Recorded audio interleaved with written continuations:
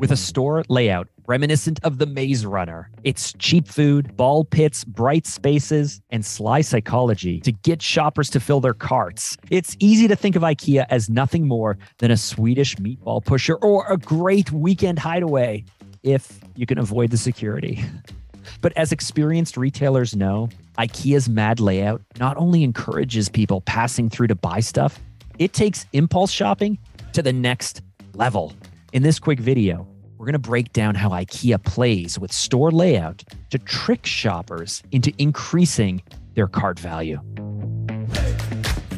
Many shoppers enter their local IKEA with a single item in mind, say a Billy bookshelf, which, as a quick side note, is so loved that one sold every 5 seconds. But they're coming in for the Billy bookshelf or maybe a brand new chair. And while they have that one thing in mind, they often leave with home goods and linens and light fixtures, with cookware and so much more. A decade ago, Retail Wire reported on a professor who called IKEA's layout torturous. And he's not wrong. But there is a purpose to the madness. It's estimated that 60% of purchases in IKEAs are impulse buys.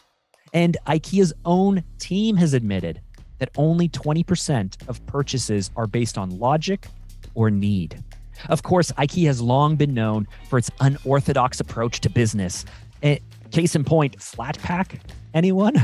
But when we look at their store layout, they break all the rules. Store layout 101 dictates that we create environments that are intuitive, that are easy to navigate, that have clear viewpoints. Of course, the layouts will change depending on the retail sector you're in, but for the most part, we want people to come in with the freedom to browse.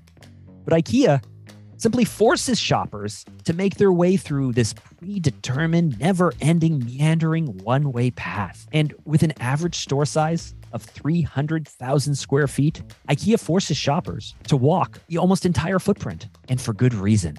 This layout forces wider product exposure. For most retailers, shoppers will only see maybe 1/3 of the goods that you have. And yet IKEA's layout kind of herds shoppers past the entire catalog. More interesting than that, though, is the fact that the layout actually creates a false sense of scarcity. You see, when shoppers pass by an item that they're, frankly, not quite sure about, they only have two choices. They can, one, drop it in their cart, or two, later decide that they actually want it and have to backtrack through the entire store to get it. Now, even more interesting than all of that is that this layout actually creates a sense of mystery. Because every few minutes as you walk through the store, the path breaks in a new direction to the left or to the right. So as a shopper, you never know what's around the corner. And this creates a sense of exploration. Alan Penn is a professor of architecture at University College in London, and he studied IKEA's layout a lot. He calls it a psychological weapon used to drive cart value. And because IKEA has mastered a psychological principle called the Gruen effect, which in short is when a store or a mall's layout is so different and kind of almost bewildering that it makes shoppers forget the original reason why they came in. This is the Gruen effect. IKEA puts this to the test, and it drives a massive amount of impulse buys. Now, IKEA wouldn't be the 24 billion euro company it is today if store layout was the only trick up their sleeve. They also have a few more. First, they strategically place mirrors, because it turns out that when shoppers grab a little glimpse of themselves in an IKEA display, they're primed to visualize themselves living in that space. They also use something called contextual positioning. It's a strategy of setting up a display exactly how it would look in the home. Familiarity encourages purchases, as it turns out. And of course, they use wire bins like it's going out of fashion.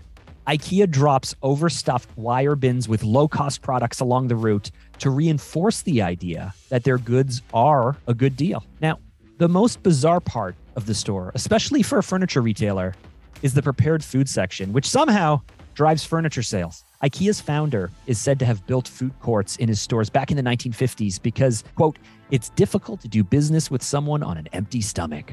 And while that's a very touching thought, in reality, a 2012 study out of Italy revealed that out of the 700 shoppers surveyed, those who ate at the food court spent on average 2 times more on home furnishing than those who didn't.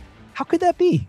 Well, the thought is that the food court and its ultra reasonable pricing, like the wire bins along the route, reinforce the idea that IKEA has low pricing. And so that's how IKEA tricks shoppers into increasing its cart value. First, the winding layout introduces shoppers to more products. Second, the never-ending bins of low-cost items and accessories paired with its low-cost food signals to shoppers that IKEA is fairly priced. And so, three, they sell more, even of their higher margin items.